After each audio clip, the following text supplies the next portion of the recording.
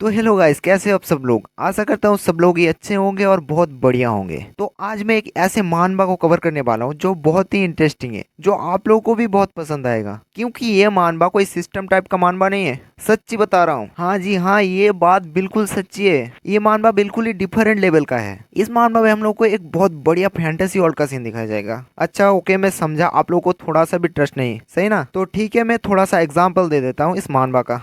सोचो तुम इस कहानी के मेन कैरेक्टर हो, ठीक है। और तुम एक ऐसे साम्राज्य का सम्राट हो जो बहुत ही पावरफुल है।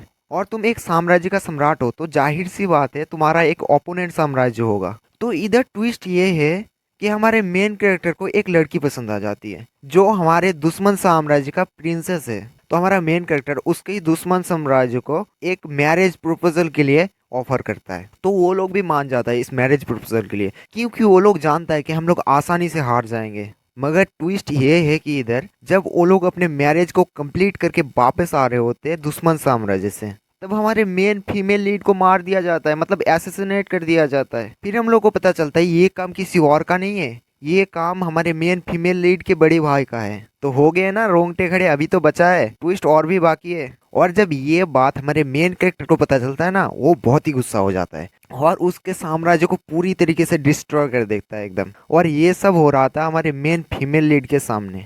अब तुम लोग ये बोलोगे, अबे साला इसने ही तो बोला हमारे मेन फीमेल लीड मर चुका है। नहीं भाई नहीं, थोड़ा रुको अभी, मतलब मैं समझाता हूँ रुको। उसका जो सोल है, मतलब रेमेनेंट सोल, ये सब होता हुआ देख रहा होता है। इधर और एक ट्विस्ट है, जो हमारा मेन फीमेल लीड है ना, वो थोड़ा ज्यादा स्पेशल है, क्योंकि उधर का जो गॉड है उसके लिए हमारे मेन फीमेल लीड बहुत ही स्पेशल है। और हमारा मेन फीमेल लीड बहुत ही दुखी हो जाता है अपने किंगडम का ऐसा हालात देख के, और वो बहुत ही दुखी होकर रोने लगता है और कहता है कि मुझे दूसरा कोई मौका दो इन सब को ठीक करने के लिए। और तभी एक मिराकल होता है और 10 साल पीछे चला जाता है हमारा मेन फीमेल लीड। अब हम लोगों को ये दिखाया जाएगा कैसे हमारा मेन फीमेल लीड अपने फ्यूचर को चेंज करता है इन 10 सालों में। और मेन फीमेल लीड को लगेगा कि जो मेन कैरेक्टर है वही इन सब का विलन है, मगर इस सीरीज का मेन विलन कोई और ही है। और इस सीरीज को देखने में बहुत ही मजा आएगा आप लोगों को। अगर मजा ना आए तो पैसा वापस। तो गाइज मैं आप लोगों से कुछ कहना चाहता हूँ जो आप लोगों के लिए उतना इम्पोर्टेंट नहीं हो सकता है, मगर मेरे लिए बहुत इम्पोर्टेंट है। तो प्लीज इन बातों को थोड़ा सुन लीजिए। ये जो चैनल है जिसमें मैं ये वीडियो अपलोड किया है, इस पे बस 80 सब्सक्राइबर्स है। तो गाइज प्लीज सपोर्ट करो जिससे ये चैनल मैं मोनेटाइज कर सकूं और फ्यूचर में भी मैं आप लोगों के लिए ऐसे वीडियो बना सकूं। क्योंकि मेरे पास बस 6 महीने हैं, अगर इस टाइम के अंदर मैं इस चैनल को मोनेटाइज कर सकूं तो मैं यूट्यूब नहीं छोड़ूंगा। अगर बाय चांस मेरे को आप लोगों का सपोर्ट नहीं मिला तो मेरे को यूट्यूब छोड़ना पड़ेगा। तो प्लीज़ यारो थोड़ा सपोर्ट करो जिससे मैं इस चैनल को मोनेटाइज कर सकूं, क्योंकि मैं अभी फैमिली प्रॉब्लम से गुजर रहा हूं। और मैं ये भी जानता हूँ कि आप लोग भी कभी ना कभी अपने फैमिली प्रॉब्लम से गुजरे हो। तो प्लीज मेरे भाइयों मुझे इस टाइम पे थोड़ा सपोर्ट करो, क्योंकि अगर आप में से किसी एक ने मेरे को सब्सक्राइब किया तो मेरा 80 सब्सक्राइबर है 81 हो जाएगा और मैं इसे देखकर ही बहुत मोटिवेट होऊंगा। और मेरे भाइयों मैं कोई ज़बरदस्ती नहीं कर रहा हूँ, अगर आप लोगों को वीडियो थोड़ी सी भी अच्छी लगी तो मेरे को सपोर्ट करना। क्योंकि मैं जब इस चैनल पे बस एक वीडियो डाला था, बस उसमें 29 व्यूज़ आया था और मुझे ये देख के बहुत बुरा लगा था उस टाइम पे। और मुझे उस वीडियो में एक कमेंट मिला था, उस भाई ने मेरे को कमेंट में कहा था nice video please next part. और ये देख के मेरे को बहुत अच्छा लगा था और उसके वजह से मैं दूसरा वीडियो भी लाया था जिसमें बहुत सारा व्यूज़ आया था, शायद 500 के करीब उसमें व्यूज़ आया था। तो आप लोगों के अंदर किसी एक ने भी अगर मेरे को सपोर्ट किया तो मेरे को बहुत अच्छा लगेगा। तो यारो प्लीज़ सपोर्ट मी। और अगर आप लोग मुझे इस वीडियो में अच्छे से सपोर्ट करते हो तो नेक्स्ट वीडियो में एक लॉन्ग वीडियो बनाऊंगा जो मेरा फेस कैम वीडियो होगा। तो मैं ज़्यादा और कुछ नहीं बोलूँगा, चलो वीडियो को शुरू करते हैं। तो कहानी की स्टार्टिंग में एक वॉइस कह रहा था कि मैं कैसे और क्यों इस इंसान के इतना करीब आ गया। और ये हमारे मेन फीमेल लीड का वॉइस है। और ये वॉइस कहता है कि मैं इस इंसान से अपने किंगडम को बचाने के लिए फोर्सफुली शादी किया था और इसी सेम इंसान ने मेरी पूरी फैमिली को मार दिया था, मेरे पूरे घर को डिस्ट्रॉय कर दिया था। मगर मुझे दूसरा मौका मिला इन सब को ठीक करने के लिए। फिर भी मैं अपने सीक्रेट को इस इंसान के साथ शेयर करना चाहता हूँ और इस मूवमेंट को पूरे जीवन के लिए इधर ही रोक के रखना चाहता हूँ। और हम लोग को वो एक बंदा दिखाया जाता है जो कि कह रहा था यूसेबिया, और एक बंदी कह रही थी कनाच, और ये दोनों ही हमारी कहानी का मेन कैरेक्टर्स हैं। और यूसेफ भी यह कहता है मैं जब भी तुम्हारे आंखों में देखता हूँ मुझे वो दिन याद आती है जो मैंने तुम्हारे साथ शेयर किया है। और मुझे बताओ क्या सच में तुम अपने प्रॉमिस को भूल चुके हो अपनी यादों से? और हम लोगों को बताया नहीं जाता ये किस प्रॉमिस के बारे में बात कर रहा था। और सीन शिफ्ट होता है, हम लोग को एक फ्लावर दिखाया जाता है और यूसुफ यह कहता है मैं इस फूल को जानता हूँ, ये उत्तर के पहाड़ों में मिलता है, ये आक्रिया में भी बहुत देखने को मिलता है और ये मेरे बागान में भी बहुत है, क्या आप मेरे बागान में समय बिताना पसंद करोगे? और हमारा मेन कैरेक्टर कहता है मैं उस जगह में जरूर वक्त बिताना पसंद करूंगा जो तुम्हें पसंद है। तो नेक्स्ट चैप्टर के शुरू में हम लोगों को आक्रिया किंगडम का महल दिखाया जाता है और एक नरेटर वॉइस कहता है पहले के टाइम में आक्रेनेस्ट बहुत शक्तिशाली जाति माना जाता था क्योंकि इन लोगों के ऊपर कुछ खास तरह की ब्लेसिंग्स थे जिसकी वजह से आक्रिया के कुछ परसेंटेज लोग मैजिक यूज कर सकता था। मगर जब ये ब्लेसिंग आक्रिया के ऊपर से जब आहिस्ता आहिस्ता हटने लगी तब आक्रिया अपना ग्लोरी भी आहिस्ता आहिस्ता खोता गया। उन लोगों के पास एक ही मौका है जिससे आक्रिया किंगडम को बचा सकता है, वो था एक मैरिज अलायंस। और तभी हम लोगों को एक लड़का दिखाया जाता है, वो कह रहा था ये सच नहीं हो सकता, अभी भी बहुत देर नहीं हुआ है बहन। और इस लड़के के बारे में पता चलता है, इस लड़के का नाम है Xander Cartel, the second prince of Akriya. और तभी पीछे से एक बंदा कहता है अपने आवाज को धीमा करो, ये मामला बाहर वालों के लिए नहीं है। और हमें इस बंदे के बारे में पता चलता है, इस बंदे का नाम है Dietrich Cartel, the first prince of Akriya. और क्यों और कैसे आप अपने बहन को उस बंदे का वाइफ बनने के लिए बोल सकते हो?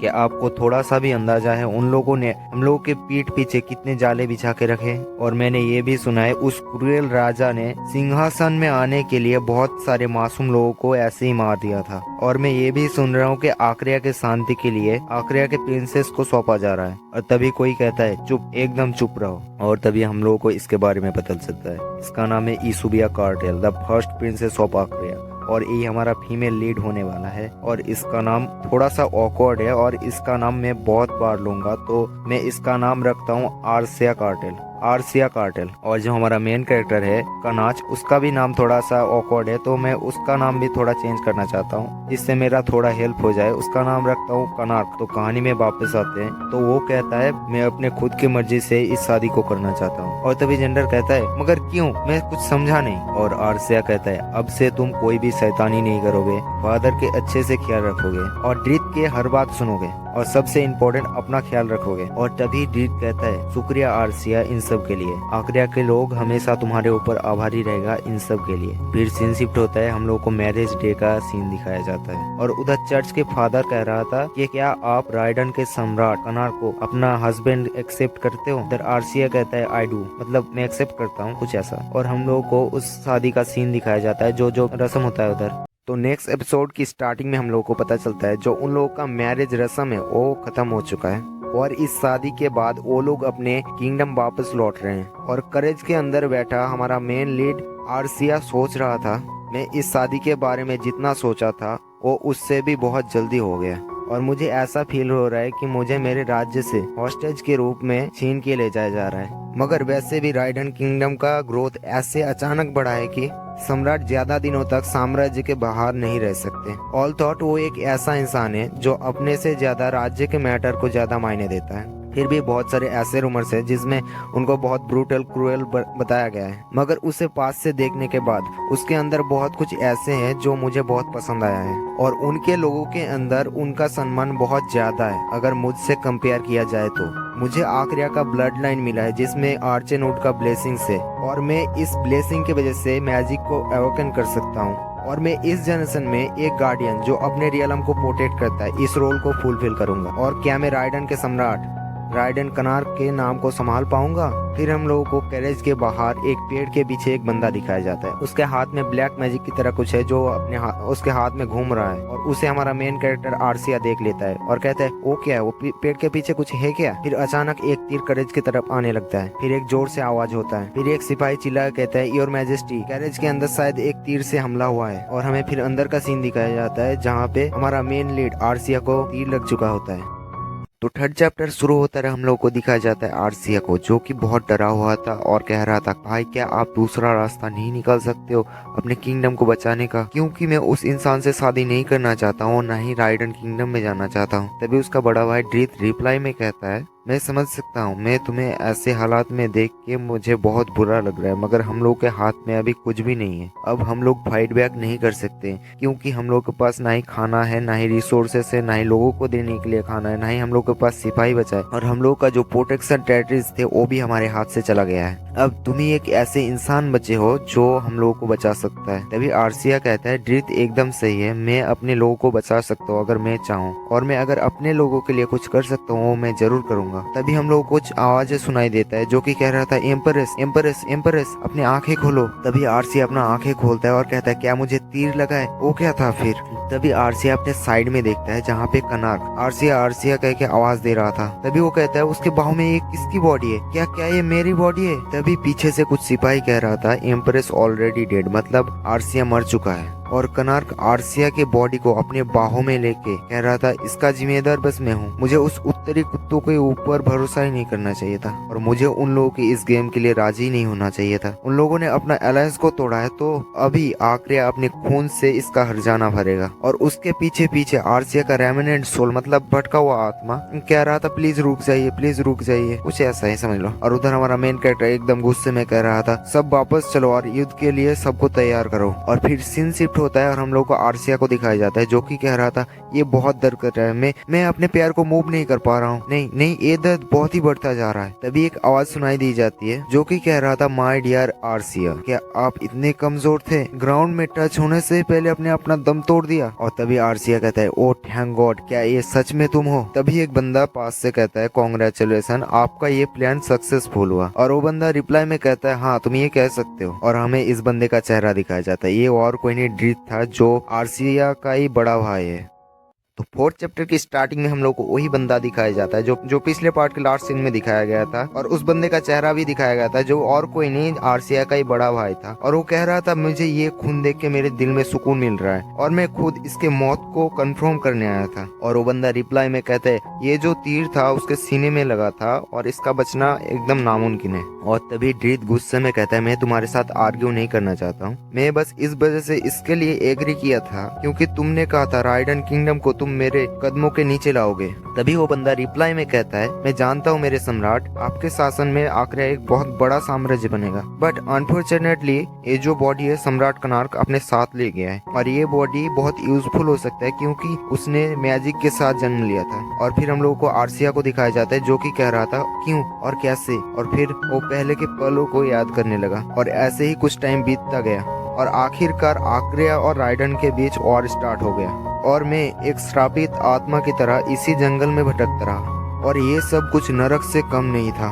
और मैं इन खून और लाशों के डिजास्टर के अंदर मैं अकेला विटनेस बचा था, और ये सब मेरे आंखों के सामने होने के बाद भी, और मेरे आंखों के सामने ये सब होने के बाद भी मैं कुछ नहीं कर सकता था, और अब ये वॉर खत्म भी नहीं हो सकता था क्योंकि मेरा बड़ा भाई मेरे मौत को सामने रखकर आसपास के जो छोटे छोटे राज्य थे उन लोगों को अपने साथ मिला लिया राइडन के साथ युद्ध करने के लिए। मगर कनार्क को ज्यादा टाइम नहीं लगा इन लोगों को कुचलने के लिए, और इस ओर में आर्सिया का ये सुंदर भूमि आहिस्ता आहिस्ता खंडर में बदलता गया, और मैं जिन लोगों को प्यार करता था उन लोगों का बेजान बॉडी मेरे सामने पड़ा हुआ है, और हम लोग को दिखाया जाता है उसका भाई उसका बाप सब मर चुका है। और आखिर का 3 सालों के बाद मेरा बड़ा भाई कनार्क के हाथों पकड़ा गया, और हम लोग को उस बंदे को दिखाया जाता है जो कि कह रहा था, यू फ्लर्टी स्लेव, मुझे मार दो तुम, क्योंकि तुमने मेरे पूरे परिवार को मार दिया है, क्योंकि तुमने इस भूमि को मासूम लोगों के खूनों से गंदा कर दिया है, और इसी वजह से ये पाप तुम्हारा जिंदगी भर पीछा करेगा। और हमारा मेन कैरेक्टर रिप्लाई में कहता है, आर्सी, क्या तुम मरने के बाद भी मेरा पीछा करोगे? और हम लोग को कुछ स्लैशेस के साउंड दिखाया जाता है, और हम लोग को दिखाया जाता है कनार्क ने उसको मार दिया है, और पीछे से कुछ बंदा कह रहा था, योर मैजेस्टी, अब इन सब लोगों का क्या करें? और हमारा मेन कैरेक्टर गुस्से में कहता है, इन सब की बॉडी को आग में फेंक दो। और ये सब कुछ हमारे मेन फीमेल लीड के सामने हो रहा था। तो कहानी की स्टार्टिंग में हम लोग को आर्सिया को दिखाया जाता है जो बहुत ही उदास था और अपने आंखों में पानी लेके कह रहा था, क्यों भाई, इतने सारे लोगों के खून, मेरे फादर, मेरे भाई, सब लोग मर गया, क्या आप यही चाहते थे? और वो एक पागल की तरह हंसने लगता है, और वो अपनी दर्द भरी आवाज में कहता है, सुनो यार आर्चेनोड, मेरे बातों को सुनो, मेरी ये दर्द भरी आंसुओं को देखो, और मेरे ये दर्द भरे आवाज को सुनो, और मुझे एक दूसरा मौका दो इन सब को ठीक करने के लिए। और तभी एक आसमान में ग्रीन लाइट दिखाया जाता है और एक आवाज आती है, डियर आर्सिया। यही तक हम लोगों को दिखाया जाता है और सीन शिफ्ट होता है, हम लोगों को दिखाया जाता है और हम लोगों को आर्सिया को दिखाया जाता है जो अपने आंखों को आहिस्ता आहिस्ता खोल रहा था और वो कह रहा था वो क्या था, वो क्या अर्चेनवुड था। मैं एक चीज बता देता हूँ, ये जो अर्चेनवुड बोल रहा हूँ ना मैं, इसको इन लोगों का गार्डियन या एंसेस्टर बोल सकते हो या गॉड भी बोल सकते हो। तो कहानी में आगे चलते हैं और हम लोग को उसके सामने उसके फादर और छोटे भाई को दिखाया जाता है और उसका छोटा भाई खुशी से कह रहा था, फादर दीदी उठ गया है देखो। फिर हम लोग को थोड़ी देर बाद का सीन दिखाया जाता है जहाँ पे आर्सिया सोच रहा था, मैंने वो सब कुछ रियल में महसूस किया था, मैं अपने आंखों से देखा था वो बिखरी हुई लाश से और जमीन में बिखरा हुआ खूनों को। और तभी उसके फादर पास में कह रहा था, डॉक्टर क्या आप श्योर हो ये सब एवोकनिंग का साइड इफेक्ट्स है? और डॉक्टर रिप्लाई में कहता है, ये मेरा मिस्टेक नहीं हो सकता है क्योंकि प्रिंसेस के आंखों का कलर और बालों का कलर चेंज हो चुका है और ये इस बात को दर्शाता है कि उनको गार्डियन के लिए चूज किया गया है। मगर हालांकि ये फिनोमिना 100 सालों में फिर कभी नहीं हुआ है, इसीलिए मैं इस बारे में ज्यादा नहीं जानता। तो और तभी आर्सिया कहता है, ये सब झूठ नहीं हो सकता, मगर मैं अभी भी सांसें ले रहा हूँ और एवोकनिंग, मैं जब 10 साल का था तब मैंने मैजिक को एवोकनिंग किया था, क्या मैं टाइम में पीछे आ गया हूँ? मगर ये कोई सेंस नहीं बनाता है और मुझे ऐसा क्यों लग रहा है ये मेरा कोई बुरा सपना है। और ये सब वो बहुत दुखी होकर कह रहा था और तभी उसका छोटा भाई पास से कहता है, दीदी मैं नहीं चाहता आप बीमार पड़ो, मैं हमेशा आपके साथ रहूंगा। और तभी उसे रियलाइज होता है ये कोई बुरा सपना नहीं और ना ही कोई माइंड गेम है और वो रोते रोते कहता है, ये सच है कि आर्चनवुड ने मेरे रिक्वेस्ट का आंसर किया है। और वो रोते रोते अपने भाई को गले लगा लेता है और कहता है, थैंक्स मुझे और एक मौका देने के लिए, और मैं प्रॉमिस करता हूँ मैं इस मौके को जाया नहीं होने दूंगा और मैं इस टाइम पे मेरे फैमिली, मेरे किंगडम सबको प्रोटेक्ट करूंगा, नो मैटर मुझे इसके वजह से कितना कीमत चुकाना पड़ेगा। और मुझे ये सब अचीव करने के लिए मुझे वो पावर चाहिए जो हिस्ट्री में पहले के गार्डियन के पास होता था। और हम लोगों को इस आर्चेनवुड के बारे में बताया जाता है और हम लोगों को बताया जाता है ये आर्चेनवुड बहुत पहले का एंसेस्टर गॉड था इस आक्रिया किंगडम का और वो गॉडेस फ्यूरर का छोटा बहन था जो मरने के बाद फिर से रिबॉर्न हुआ है as a glowing silver tree, मतलब एक चमकती हुई सिल्वर रंग की पेड़ में फिर से जन्म लिया है वो। और वो पेड़ ऐसी जगह में मौजूद था जो उसकी समाधि को दर्शाता था और पहले के टाइम में आक्रिया के लोग उस पेड़ को गॉड की तरह पूजता था और इसी वजह से पहले के टाइम में आक्रिया के ब्लेसिंग की वजह से बहुत सारे ऐसे हीरोज क्रिएट हुआ था जो इस आक्रिया किंगडम के लोगों को और इस किंगडम को प्रोटेक्ट करता था। बट आक्रिया का ये ग्लोरी आहिस्ता आहिस्ता खोता गया और एट द एंड ये आर्चेनवुड का ब्लेसिंग इस ह्यूमन वर्ल्ड से पूरी तरीके से मिट गया और बहुत सालों से कोई भी गार्डियन ना होने की वजह से आक्रिया अपने मौत के कगार पे खड़ा हुआ था। और तभी मेरा एवोकनिंग एक गार्डियन के रूप में और मेरे लोगों के अंदर एक उम्मीद की आशा जगा था और मुझे इस किंगडम का सबसे अनमोल ट्रेजर माना जाता था जब तक उन लोगों को ये नहीं पता चला कि वो लोग जिस तरीके से चाहते थे मैं जादू यूज करूं, मैं उस तरीके से जादू यूज नहीं कर सकता था और मेरा ये सम्मान और ग्लोरी इतने वक्त जितना ही था और मेरा जादू बस इतना ही था कि मैं पेड़ों से बातें कर सकता था और इसीलिए मैं एक गार्डियन होने के लायक नहीं हूँ। और ये सब वो एक पेड़ को बता रहा था और वो पेड़ रिप्लाई में कहता है, आर्सिया ये सब सच नहीं है, अगर तुम्हारे पास ये मैजिक नहीं होता तो हम लोग इतने अच्छे दोस्त नहीं बन पाते। मैं जानता हूँ बस तुम ही एक हो जो मेरे लिए इतना काइंड और जेंटल हो, मगर मेरे लोगों को ये जेंटलनेस और काइंडनेस नहीं चाहिए और मैंने मेरे पिछले लाइफ में आक्रिया को खत्म होते हुए देखा था, मगर अभी ये सब अलग है। अगर आर्चेनवुड चाहता मेरे को वो पावर देता जिससे मैं अपने फ्यूचर को चेंज कर सकता था। और आर्सिया कहता है, मेरे पास इनफ पावर नहीं है कि मैं कनार्क से आक्रिया को बचा सकूं।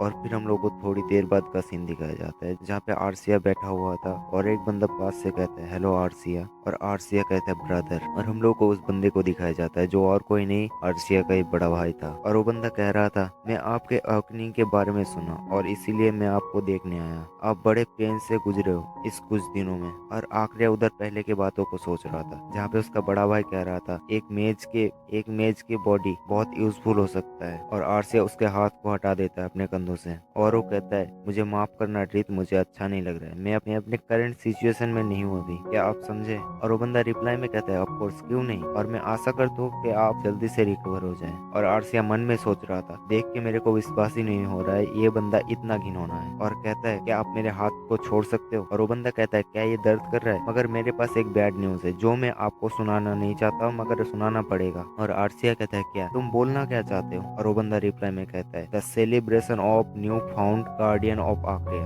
मतलब जो नया गार्डियन आक्रिया के लिए चूज किया है उसके लिए सेलिब्रेट किया जाएगा और उसके लिए बहुत लोग वेट कर रहे हैं तुम्हारे लिए, क्योंकि आपका अवेकनिंग किसी मिरेकल से कम नहीं है। और इसीलिए आप जानते हैं जिधर आग होता है उधर धुआं भी रहता है। तो नीचे खड़े हुए लोग आपके एक्सट्रीम पावर को देखने के लिए बहुत बेसब्री से वेट कर रहे हैं। मगर आप अपने आप को दोष मत दीजिए आर्सिया, मगर ये बहुत बुरा है क्योंकि हम लोग एक लड़की से बहुत आशा रखते हैं। और आर्सिया मन में कहता है, रुको मैं इसे याद रखूंगा, तुम्हारी ये बात, तुम्हारे ये बोलने का तरीका और तुम्हारा ये देखने का तरीका। और वो पहले की बातों को याद करने लगता है जहाँ पे वो बहुत छोटी थी और वो कह रहा था ड्रिथ में अभी मैजिक यूज कर सकता हूँ जिससे मैं पेड़ पौधे फूलों से बात कर सकता हूँ और वो लोग मुझे अपनी ब्यूटीफुल मेमोरीज दिखा रहे हैं जो बहुत ही सुंदर है और ये मेरा बहुत स्पेशल मैजिक है और मैं और क्या क्या कर सकता हूँ ये जानने के लिए मैं बहुत बेताब हूँ। और तभी ड्रिथ रिप्लाई में कहता है, वो मेरी प्यारी बहन, जब लोगों को तुम्हारे इस जादू के बारे में पता चलेगा वो लोग कितना डिसअपॉइंट होगा जानते हो। वो लोग सोचेगा पेड़ पौधों से बातें करना ये कोई जादू में ही नहीं आता है, ये बहुत ही चीप और लो लेवल का जादू है, ये सब बोलेगा। और मैं इसीलिए आपके पावर्स के बारे में किसी को जानने नहीं दूंगा और मैं हमेशा आपको प्रोटेक्ट करूंगा। और फिर हम लोगों को बहुत सारे लोग दिखाए जाते हैं जो कि बोल रहा था प्रिंसेस ने हम लोगों को उसका मैजिक रिवील किया है और हम लोग सोच रहे थे वो एक गार्डियन है, मगर ये उसके ऊपर आर्चेनवुड का एक ब्लेसिंग नहीं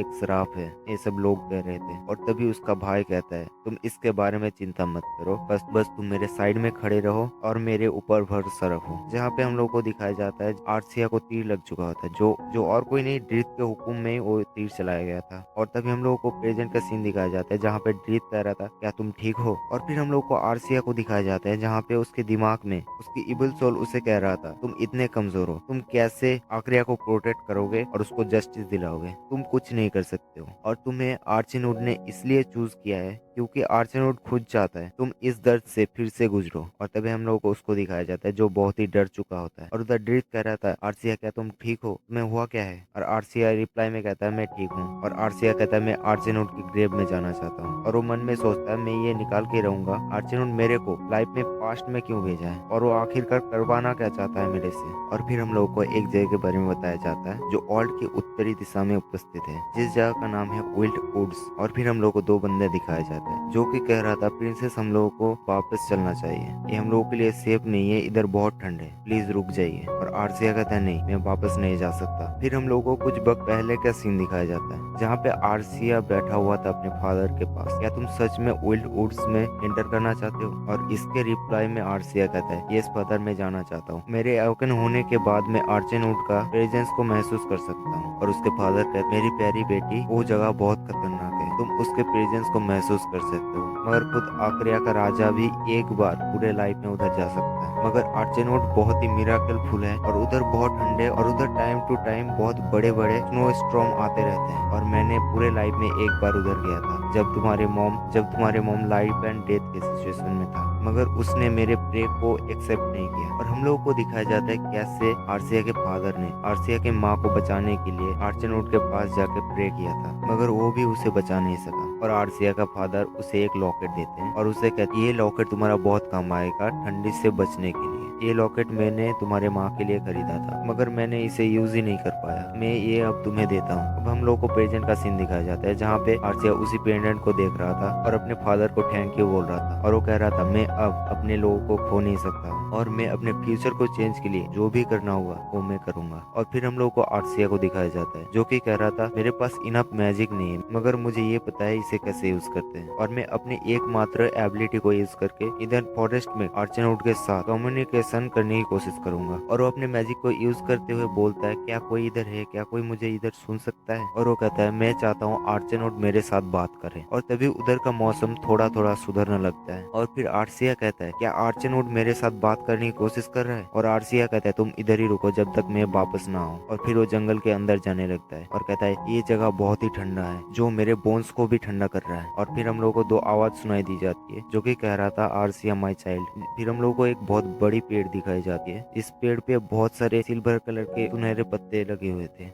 तो कहानी की स्टार्टिंग में हम लोग को उसी विशाल पेड़ को दिखाया जाता है और उसके नीचे ही हम लोग को आर्सिया को दिखाया जाता है और वो अपने मन में सोच रहा था इस पेड़ की पत्ती की कलर बिल्कुल सिल्वर कलर का है, क्या यही आर्चनोड है? और उसी पेड़ से एक आवाज आती है और कहता है, और आर्सिया मन में सोच रहा होता है ये आवाज बिल्कुल वैसे ही है, ये आवाज बिल्कुल सेम है जब मैं पास्ट में पीछे आ गया था। और आर्सिया रिप्लाई में कहता है, oh great Archnode, the great goddess of Akriya, मैं तुमसे कुछ पूछना चाहता हूँ, तुमने क्यों मेरे को लाइफ में पीछे लाए हो और मैं कैसे अपने फ्यूचर को चेंज कर सकता हूँ और मैंने जो प्रॉमिस किया आक्रिया के लिए उसे मैं कैसे कंप्लीट करूँ? तो प्लीज मुझे आपके पावर दीजिए जिससे मैं अपने लोगों को प्रोटेक्ट कर सकूं और इसके बदले में जो भी कॉस्ट होगा मैं उसे पूरा करने के लिए तैयार हूं। और वो पेड़ रिप्लाई में कहता है, तुम अपने पद से भटक रहे हो आर्सिया, ये बात सच है कि मैं तुम्हें हमेशा देखता रहता हूँ और मैंने कभी तुम्हारे प्रेज का आंसर नहीं किया और तुम ये भी जानते हो कि इस जगह में आने का बस एक ही मौका होता है पूरे लाइफ में, वो भी आक्रिया के राजा के पास। और आर्सिया रिप्लाई में कहता है, मैं जानता हूँ और मैं ये भी जानता हूँ मेरे को आपकी आवाज ही पास्ट में पीछे लाया है और मैं ऐसा सोचता हूँ कि आपके ही किसी जरूरी काम के लिए मैं पास्ट में पीछे आया हूँ। और तभी वो पेड़ कहता है, तुम्हारा ये कमजोर बॉडी इधर की एक्सट्रीम कोल्ड को सह नहीं पाएगा और तुम्हारे ये गले में जो नेकलेस है ये भी ज्यादा देर तक तुम्हें प्रोटेक्ट नहीं कर पाएगा और इसीलिए तुम वापस चले जाओ आर्सिया। और आर्सिया रिप्लाई में कहता है, मैं अपने लाइफ का चिंता नहीं करता और मैं जंग में मरने के लिए भी नहीं डरता हूँ, तो प्लीज रुक जाइए और मुझे बताइए कि मैं कैसे अपने लोगों को और आक्रिया को सेव कर सकता हूँ। और तभी वो पेड़ रिप्लाई में कहता है, क्या तुमने यही चॉइस किया है? तुम एक पहले से ही गार्डियन हो मगर तुम्हारा मैजिक कमजोर है क्योंकि मैं टाइम के साथ कमजोर होता जा रहा हूँ और तुम बचपन से लेकर आज तक जितने भी कष्ट सहे हो उसका जिम्मेदार बस मैं खुद को मानता हूँ और इसीलिए मैंने डिसाइड किया मैं अपने लाइफ फोर्स को तुम्हें दूंगा क्योंकि तुम अपने फ्यूचर को मानने से इनकार कर रहे हो। और उधर ही आर्सिया उस पेड़ का लाइफ फोर्स एब्जॉर्ब करने लगता है और उसी टाइम पे उसका करप्ट सोल उसे आके कहता है, तुम इस लायक नहीं हो कि तुम इस लाइफ को इनहेरिट कर सको, तुम्हारा डेस्टिनी बस एक ही है, वो है एक बुरा मौत। और तभी आर्सिया चिल्ला के कहता है, मैंने इस डर पे काबू पा लिया है और मैं अपने फ्यूचर को भी चेंज करके ही रहूंगा। और तभी सिम शिफ्ट होता है, हम लोग को दो गार्ड को दिखाया जाता है और एक गार्ड उधर ही सो रहा होता है और उसके पीछे से और एक गार्ड आके उसको फटाक से एक चांटा मारता है। तुम अपने ड्यूटी के टाइम कैसे सो सकते हो? क्या तुम नहीं जानते तुम एक बॉर्डर गार्ड हो? सब कुछ शांत है इसलिए तुम अपने फोकस को नहीं खो सकते हो। और तभी हम लोग को आर्सिया को दिखाया जाता है जो उसी जगह से वापस आ रहा होता है और हम लोग को बताया जाता है उसका 20 साल कंप्लीट हो चुका है। कहानी की स्टार्टिंग में हम लोग को आक्रिया का बॉर्डर का सीन दिखाया जाता है और हम लोग को उधर ही आर्सिया को दिखाया जाता है जो उधर की एक गार्ड के साथ वापस आ रहा था और वो गार्ड आर्सिया को बोलता है, मैं इसको नोटिस किया हूँ कि आपके नजर जब से बॉर्डर के ऊपर पड़ा है तब से लेके अब तक एक भी बुरा खबर नहीं आ रहा है। और आर्सिया रिप्लाई में कहता है, मैं खुश हूँ कि मैं आप लोगों का कुछ काम आया। और वो गार्ड रिप्लाई में कहता है, नहीं, आप हम लोगों के बहुत मदद कर रहे हो और आपने जो ये बॉर्डर के ऊपर ब्रांचेस लगाए हो वो बहुत मजबूत है और इसीलिए बॉर्डर का डिफेंस और कैपेबिलिटी बहुत बढ़ चुका है और इससे भी अच्छी जो आपने ढाल और तीर बनाया था वो भी बहुत काम आ रहा है मॉन्स्टर के साथ लड़ने में। और मैं एक बात कहना चाहता हूँ, इसके लिए माफ करना क्योंकि हम लोग एक ही युद्ध से गुजरे हैं और आपके साथ रहने से एक दोस्त की जैसा फील होता है। और आर्सिया रिप्लाई में कहता है, क्या तुम और की बात कर रहे हो? तुम जितना सोच रहे हो उतना भी काम का नहीं हूँ मैं। और वो पहले की और की मैदान को याद करने लगता है जहाँ पे बहुत सारे लाश से बिखरी पड़ी हुई थी और वो कहता है, आखिरकार 10 साल गुजर चुका है पास्ट में पीछे आने का। और हम लोग को दिखाया जाता है कि कैसे उसने अपने आप को इम्प्रूव किया है इन 10 सालों में आक्रिया को बचाने के लिए। और हम लोग को दिखाया जाता है वो कैसे अपने मैजिक को इम्प्रूव करने के लिए रात भर जाग के बुक्स पढ़ा करता था। और उधर ही एक आर्सिया का सर्वेंट उसे बहुत डांटता था इन सब के लिए, मगर आर्सिया थोड़ा सा ही बचाए ये सब कह के टाल देता था हमेशा। और वो कहता है, मैंने अपने मैजिक को आर्चनोड के लाइफ फोर्स से स्ट्रॉन्ग किया था और बहुत मेहनतों के बाद मैं इस एबिलिटी को गेन किया कि मैं जिससे ब्रांचेस को ग्रो कर सकता हूँ और इसी का यूज करके मैंने अपने बॉर्डर लाइन को बहुत मजबूत करा हूँ। और ये जो ब्रांचेस है ये मैजिक से बना था और इसीलिए और मॉन्स्टर से लड़ने में भी बहुत हेल्पफुल है, मगर मैं ज्यादा ठंडी बर्दाश्त नहीं कर सकता हूँ। मगर मुझे इस टाइम पे बहुत सारे ऐसे न्यूज मिल रहे हैं कनार्क के बारे में जिससे मैं बहुत डिस्टर्ब हो रहा हूँ और मैंने जितना सोचा था वो लोग उससे भी जल्दी अपने इलाके को एक्सपेंड कर रहे हैं और उन लोगों के सैनिक हम लोग को जल्दी देखने को मिलेगा। मगर मैंने भी अपने मिलिट्री को बहुत मजबूत किया है और ये भी सच है कि ये लोग बहुत कमजोर हैं कनार्क के सामने हेड ऑन और करने के लिए, मगर मैं गिव अप नहीं करूंगा और मैं आक्रिया को भी डिस्ट्रॉय होने नहीं दूंगा और मुझे अपने कंट्री को प्रोटेक्ट करने के लिए जो करना पड़े वो करूंगा। और तभी हम लोगों को पीछे से एक बंदा आता हुआ दिखाई जाता है जिसका चेहरे का रंग पूरा उड़ चुका है और वो घबराते घबराते कहता है, प्रिंसेस एक बहुत ही जरूरी सूचना जो दूसरे एम्पायर का सम्राट कनार्क से आया है। और तभी हम लोग को आर्सिया को दिखाया जाता है जो बहुत ही बेचैनी से ये सोच रहा होता है क्या मुझे सच में फिर से उस इंसान से शादी करना पड़ेगा। फिर सीन शिफ्ट होता है और हम लोगों को एक बहुत ही गर्मा गर्मी मीटिंग हॉल का सीन दिखाया जाता है और उधर ही एक बंदा उसी लेटर को रीड कर रहा होता है और उस लेटर पे लिखा ये था कि मैं राइडन किंगडम का सम्राट कनार्क तुम्हारे राज्य से बस एक ही चीज चाहता हूँ, वो है तुम्हारी प्रिंसेस। और तभी एक बंदा गुस्से से उठ के कहता है क्या उसके अंदर थोड़ी सी भी लाज मैनर बचा नहीं है, वो ऐसे कैसे हमारी प्रिंसेस का हाथ मांग सकता है। और उसी के साइड में और एक बंदा कह रहा होता है हम लोग हमारे प्रिंसेस को उसके हाथों सौंप नहीं सकते। और आर्सिया अपने मन में सोच रहा होता है कि ये लोग वही सेम इंसान है जिन लोगों ने मेरे को पास्ट लाइफ में सम्राट कनार्क के हाथों समर्पण कर दिया था और अभी ये लोग मेरे को डिफेंड कर रहे हैं क्योंकि मैं अभी यूजफुल हूँ इसलिए। और एक ही चीज जो पास्ट लाइफ से आज तक चेंज नहीं हुआ है वो है सम्राट कनार्क का डिमांड। और वो एक ऐसा स्लेव है जिसने अपने बेड़ियों को तोड़ के एक एम्परर का दर्जा हासिल किया है और उसकी बात किया जाए तो उसने मेरे से भी ज्यादा स्ट्रगल किया है अपने लाइफ में। क्या यही बात उसको इतना रूथलेस और दयाहीन बनाता है? अच्छा वैसे भी ये मेरा बिजनेस नहीं है। और तभी एक बंदा साइड से कह रहा होता है माय लॉर्ड क्या आप सच में राइडन के अगेंस्ट और करोगे? और तभी ड्रीथ रिप्लाई में कहता है मैं एक बड़े भाई के हिसाब से मैं अपने छोटी बहन को उस जैसे सेमलेस अंपायर में भेजने से दुख की बात और कुछ नहीं है मेरे लिए, मगर मैं एक क्राउन प्रिंस के हिसाब से मुझे मेरे लोगों के बारे में पहले सोचना पड़ेगा। और आफ्टर ऑल आप इसे समझोगे आर्सिया क्योंकि तुम आर्किया के गार्डियन हो। और क्या आप मेरे साथ एक राइड पे चलोगे? और आर्सिया कहता है ऑफ कोर्स क्यों नहीं। और वो अपने मन में सोच रहा होता है मैं इसी अपॉर्चुनिटी का तो इंतजार कर रहा था पूरे लाइफ में। फिर सीन शिफ्ट होता है हम लोग को एक हफ्ते बाद का सीन दिखाया जाता है जहाँ पे एक वॉइस कह रहा होता है कॉन्ग्रेचुलेशन आर्सिया। फिर हम लोग को आर्सिया को दिखाया जाता है जो कि बैठा हुआ होता है और कह रहा होता है कि तुम इस टाइम पे क्यों मिलने आओ मेरे से। फिर हम लोग को एक बंदे को दिखाया जाता है जो और कोई नहीं आर्सिया का ही बड़ा भाई है और वो रिप्लाई में कहता है क्या मैं अपनी छोटी बहन की विदाई के पहले दिन मिलने नहीं आ सकता और इसीलिए क्या आप अपने बड़े भाई से थोड़ा नरम हो सकते हो। और आर्सिया कहता है क्या कहना है जल्दी कहो। और ड्रीथ कहता है इधर देखिए। और आर्सिया को देखने मिलता है एक नेकलेस और ड्रीथ कहता है ये एक नेकलेस है, आपको अगर दूसरा कोई नेकलेस पसंद है मेरे को बता देना मैं उसे रिफाइन करके दे दूंगा। मगर ये कोई नॉर्मल नेकलेस नहीं है, ये एक सेंडिंग क्रिस्टल से बना हुआ नेकलेस है जो लॉन्ग डिस्टेंस में कम्युनिकेशन करने में मदद करता है। और जब आप राइडन किंगडम में घुसोगे तब सम्राट कनार्क का हर एक डिटेल्स मेरे को सेंड करोगे। और आर्सिया गुस्से में कहता है कि आप मुझे जासूसी करने बोल रहे हो और ये जानते हुए भी ये एक मैरिज अलायंस है और मैं अगर गलती से भी पकड़ा गया तो ये एक और का कारण बन सकता है। और तभी ड्रीथ रिप्लाई में कहता है हाँ क्या एक मैरिज अलायंस, ये बस नाम का मैरिज है, मैं बस सही टाइम का इंतजार कर रहा हूँ और वैसे भी हम लोग और का प्रिपरेशन पहले से कर चुके हैं और इसीलिए मैं आपसे मिलने आया था इस रात में। और ये सब सुन के हमारा मेन कैरेक्टर आर्सिया का चेहरे का रंग पूरी तरीके से उड़ चुका होता है और वो घबराते हुए कहता है क्या वॉर की प्रिपेयरिंग। और उधर ड्रीथ कह रहा होता है हम लोग राइडन के ऊपर तब हमला करेंगे जब वो लोग एकदम अपने कमजोर हालात में होगा और वैसे भी उत्तर के जितने भी राजा है वो लोग हमारे साथ मिल चुके हैं और इन सब को छोड़ के भी एक हमारे पास ऐसा दोस्त है जिसके पावर हम लोगों के इमेजिनेशन के बाहर है और इन सब को एक साथ मिला लूं तो हमारे पास इनफ पावर होगा कनार्क को मारने के लिए।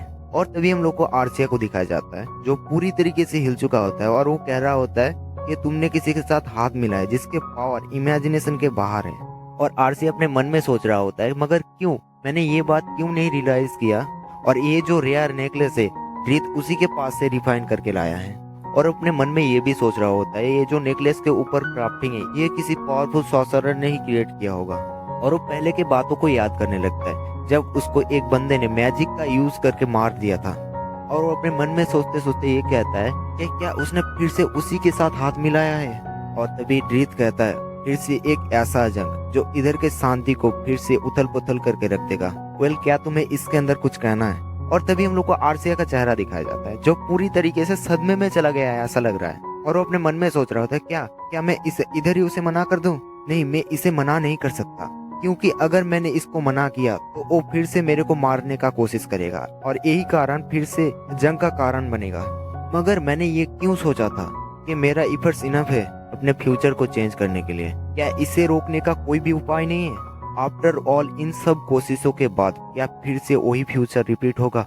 और तभी ड्रीत कहता है, टेल मी आर्सिया, क्या आप कुछ बोलोगे? अच्छा मैं समझा, क्या आपने ये सोचा था अगर आप कनार्क से शादी कर लो तो ये सब मुश्किलें हल हो जाएगा? मैंने ये नहीं सोचा था मेरा छोटा बहन जो आक्रिया का गार्डियन है वो इतना फुलिश होगा। और आर्सिया कहता है, तुम मेरे को बोलना क्या चाहते हो? और ड्रीत आर्सिया को कुछ डॉक्यूमेंट देता है उसे पढ़ने के लिए। और ड्रीत कहता है, मैंने ये सीक्रेट डॉक्यूमेंट्स बस तुम्हारे लिए खरीदा, इसे पढ़ो और तुम खुद बताओ। मतलब इसमें लिखा हुआ है कि आक्रिया के गार्डियन के लिए जिसको भी चुना जाएगा वो कभी बच्चे को जन्म नहीं दे सकता, क्योंकि आक्रिया का जो गार्डियन होता है वो अपने पूरे जीवन को आर्चनवुड के सेवा में समर्पण कर देता है। और आप जब आक्रिया किंगडम के बाहर चले जाओगे तब आप अपने एक मैजिक को यूज नहीं कर पाओगे। और अगर आप ऐसा सोच रहे हो कि आप अपने बच्चे को अपने मैजिक पास डाउन करोगे, मगर ये कभी नहीं कर पाओगे क्योंकि आप कभी भी गर्भवती नहीं हो सकते हो। और फिर हम लोग को आर्सिया को दिखाया जाता है जो पूरी तरीके से चौंक चुका होता है और वो कह रहा था, नहीं ये सब सच नहीं है। इसके रिप्लाई में ड्रीत कहता है, ये सब बातें इस सीक्रेट डॉक्यूमेंट्स पे लिखा हुआ है जो कभी भी झूठ नहीं हो सकता है, क्योंकि ये जो सीक्रेट पेपर्स है मैंने आक्रिया के फोरबिडन एरिया से खोज के निकाला है। इमेजिन करो अगर गलती से भी कनार्क डिसअपॉइंट हो गया और वो ये डिस्कवर कर लिया कि आप कभी भी बच्चे को जन्म नहीं दे सकते हो, तो उसके गुस्से की आग हमारे पूरे किंगडम को जला के रख देगा। और फिर हम लोग को आर्सिया को दिखाया जाता है जो बहुत ही गुस्से से ये कह रहा होता है कि ये सब झूठे, मैं इसे और नहीं सुनना चाहता। मगर तभी ड्रीत उसे कहता है, इसके बारे में थोड़ा सोचिए क्योंकि ये बात हमारे पूरे किंगडम के लिए है। और उधर आर्सिया कह रहा होता है, मैं तुम्हारे ऊपर बिलीव नहीं करता, ये सब सच नहीं है। और आर्सिया अपने मन में ये भी सोच रहा होता है, अगर ये बात सच है तो क्या मुझे फिर से मेरे सामने ये सब होता हुआ देखना पड़ेगा? और फिर सीन शिफ्ट होता है, हम लोग को एक बहुत बढ़िया झील का सीन दिखाया जाता है जो बहुत ही खूबसूरत है, जिसके पानी में चांद का रोशनी गिर रहा था और उसका नीला रंग और भी खिल रहा था। और उसी पानी के अंदर एक बंदे का परछाई दिखाया जाता है और वो बंदा कह रहा होता है, हमने जब बॉर्डर के पास से गुजरने की कोशिश किया तो उन लोगों ने हमला करने की कोशिश की हम लोगों के ऊपर। और क्या आपको ये नहीं लगता कि वो लोग मैरिज अलायंस के नाम पे हम लोगों के ऊपर हमला करने का प्लान कर रहे हैं?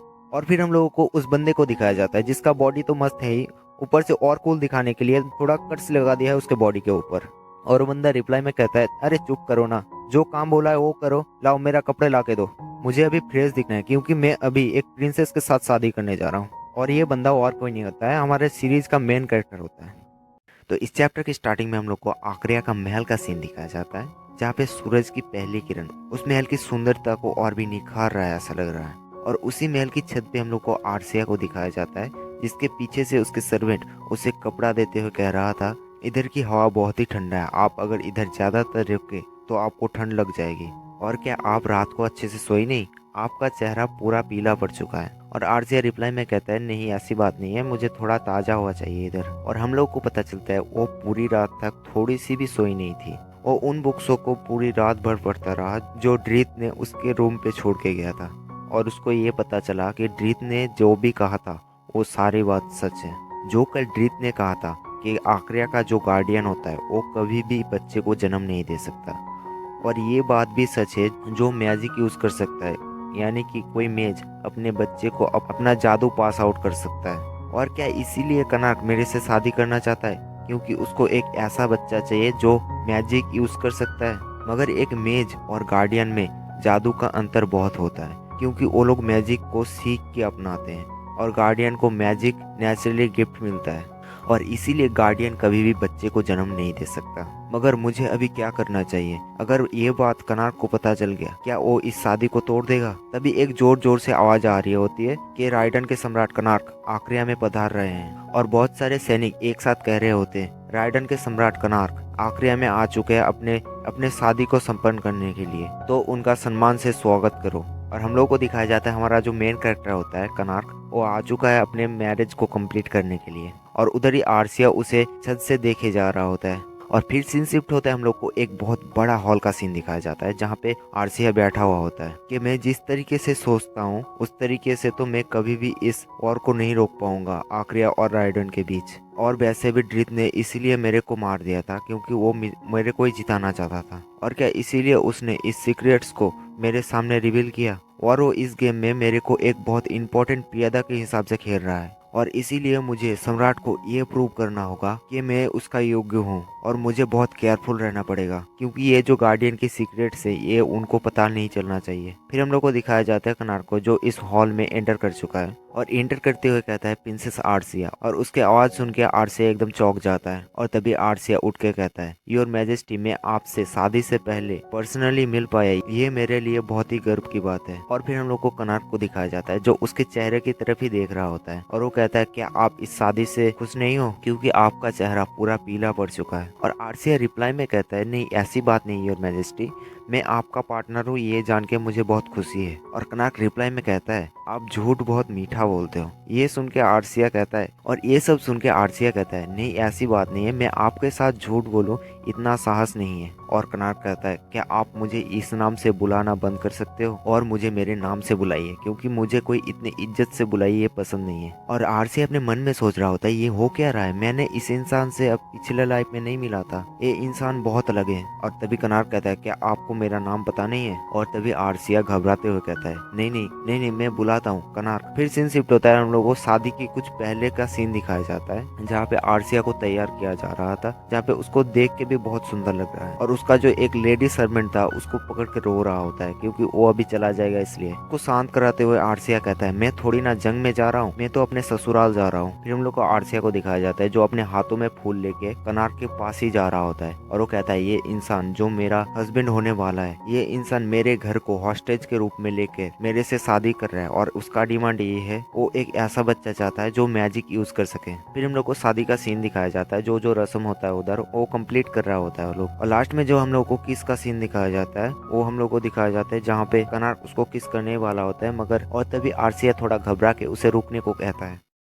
तो इस चैप्टर के स्टार्टिंग में हम लोग को पता चलता है उन लोग का जो मैरिज रस्म था वो अभी खत्म हो चुका है, और वो लोग अभी इस राज्य से निकलने की तैयारी में लगे हुए हैं। और उधर इस साइड में हम लोग को आर्सिया को दिखाया जाता है जो बोल रहा होता है ये लोग खाना खाने के टाइम पे भी इधर से निकलने की तैयारी में लगे हुए हैं, और वो थोड़ा सा सैड होकर अपने घर की तरफ देख रहा होता है। और वो अपने मन में ये भी सोच रहा होता है कैसे उसके भाई ने उसे उसके साइड में रहने के लिए पूछा था, और उसके लिए उसने एग्री भी कर दिया था। और तभी एक बंदा साइड से आते हुए कहता है कि मैं जब से इधर आया हूँ तब से तुमको बहुत सैड दिखा रहा है। और आर्सिया थोड़ा डरते हुए सोच रहा होता है क्या उनको पता चल गया कि मैं कभी भी बच्चे को जन्म नहीं दे सकता। और तभी हम लोग को उस बंदे को दिखाया जाता है जो और कोई नहीं हम लोग का मेन कैरेक्टर कनार्क होता है, और वो कह रहा होता है आपको बहुत ही सैड दिखा रहा है, इसलिए मैं आपको करेज में अकेला नहीं छोड़ सकता, मैं भी आपके साथ करेज में जाऊंगा, और क्या आप मेरे हेल्प से करेज में चढ़ने की कोशिश करोगे। और सीन शिफ्ट होता है, हम लोग को दिखाया जाता है वो लोग उस राज्य से निकल चुके हैं अभी, और उधर हम लोग को करेज के अंदर आर्सिया और कनार्क का सीन दिखाया जाता है। और उधर कनार्क आर्सिया को बोलता है कि आप अभी भी अपसेट दिख रहे हो, कि आप ये तो नहीं सोच रहे थे आप इस शादी से भाग जाओगे। और उधर आर्सिया थोड़ा गुस्से से कहता है आप ऐसा जोक कैसे कर सकते हो, और मैं अभी आपका वाइफ हूँ और मैं अपनी दायित्व को हर तरीके से पालन करने की कोशिश करूंगा। और कनार्क रिप्लाई में कहता है क्या कहा दायित्व, तो फिर ये बताओ तुम मेरे को मैरिज अल्टर में किस करने से पीछे क्यों हट गए थे। और आर्सिया रिप्लाई में कहता है महाराज मेरा इतना साहस कहाँ कि मैं इसे मना कर सकूं, मैं बस आपको देख के थोड़ा डर गया था इसलिए। और कनार्क रिप्लाई में कहता है हाँ हाँ ठीक है, अच्छा ठीक है, मैं तुमसे शुरू से लेके अब तक एक बात पूछना चाहता हूँ, मैं तुम्हारी आंखों में कैसा इंसान हूँ। और आर्सिया रिप्लाई में कहता है एक हीरो, एक सम्मानीय व्यक्ति जिसके बड़े बड़े चर्चे किताबों में लिखा हुआ है। और तभी कनार्क कहता है नहीं नहीं मैं इन सब में इंटरेस्टेड नहीं हूँ, मैं तुम्हें पूछ रहा हूँ मैडम आर्सिया कार्टेल, मैं तुम्हारे आंखों में क्या हूँ, क्या तुम मुझे एक हीरो की तरह देखते हो। और ये सुन के आर्सिया थोड़ा पहले के ख्यालों में खो जाता है। और ये सब रिएक्शन देख के कनार्क कहता है मैंने क्या सोचा था, आप तो ये भी छुपाने की कोशिश नहीं कर रहे हो कि आप मेरे ऊपर भरोसा नहीं करते हो, ऊपर से हम लोग अभी शादी भी कर चुके हैं, मेरा अंदाजा ठीक ही निकला, आप इस शादी से भागना चाहते थे। और ये सब सुन के आर्सिया गुस्से में उठ के कहता है आपको कोई गलतफहमी हुई है, मैं इस शादी से नहीं भागना चाहता हूँ, ये बहुत ही सिंपल है। और कनार्क थोड़ा हैरान होकर कहता है कि आप अपने सीट में वापस जाइए, आप गिर जाओगे। और हम लोग को दिखाया जाता है आर्सिया का अचानक उठने से कैरेज का थोड़ा बैलेंस बिगड़ जाता है और वो गिरने वाला होता है, और हम लोग को दिखाया जाता है कनार्क ने उसको पकड़ लिया होता है, और वो कहता है आपको कहीं पे लगी नहीं तो। इस चैप्टर के स्टार्टिंग में हम लोग को आर्सिया को दिखाया जाता है जो थोड़ा डर चुकी होती है, क्योंकि ऐसे अचानक कनार्क के साथ ऐसे पोजीशन में आना थोड़ा ऑकवर्ड है। और तभी एक गार्ड पीछे से कह रहा होता है योर मैजेस्टी अंदर क्या सब कुछ ठीक है, तुमने अचानक ऐसे करेज को क्यों रोक दिया। और वो बंदा रिप्लाई में कहता है इधर का जो रास्ता है वो ऑलरेडी ब्लॉक कर दिया गया है बहुत सारे पेड़ों से, क्योंकि रास्ते में बहुत सारे पेड़ गिरा हुआ है और हम लोग को दिखाया जाता है वो जो रास्ता है वो लोग जा रहे थे उस रास्ते को ब्लॉक कर दिया गया है बहुत सारे पेड़ों से। और ये सब सुन के आर्सिया थोड़ा डर जाता है पहले के बातों को सोच सोच के, और वो डर डर के वो थोड़ा ज्यादा ही अपने मन के ख्यालों में खो गया होता है और अपने मन में सोच रहा होता है मैं जितना अपने राज्य से दूर जा रहा हूँ मेरा मैजिक कम होता जा रहा है। और क्या वो सीक्रेट जो मेरे को कल रात को रीत ने बताया था क्या वो सच है? मैंने सोचा था वो सब झूठे, मगर ये सच में हो रहा है। मगर कैसे मैं अपने आप को डिफेंड करूंगा मेरे मैजिक के बिना? और ये सब सोचते सोचते वो बहुत ही डर चुका होता है और वो इतना डर चुका होता है कि उसका जो करप्ट सोल है उसे आके कह रहा होता है ये सब कुछ पहले से प्लान किया गया है तुम्हारे बड़े भाई के द्वारा, क्योंकि वो चाहता है तुम्हें मार एक वॉर को क्रिएट करने के लिए और तुम पहले जैसे मरे थे इधर वैसे ही इधर फिर से मरोगे। और हम लोग को आर्सिया को दिखाया जाता है जो बहुत ही डर चुका होता है और वो रोते रोते कह रहा होता है कि प्लीज ये सब बंद करो, मुझे एक भी सब अभी नहीं सुनना है। और ये सब हालात देख के कनार्क आर्सिया को गले लगा लिया होता है और वो कह रहा होता है अपने मन को शांत कीजिए और धीरे धीरे अपने सांसों को अपने कंट्रोल में लाइए। और हम लोग को दिखाया जाता है कनार्क आर्सिया को गले से लगा के रखा होता है और आर्सिया को भी इस टाइम पे बहुत राहत मिल रहा होता है।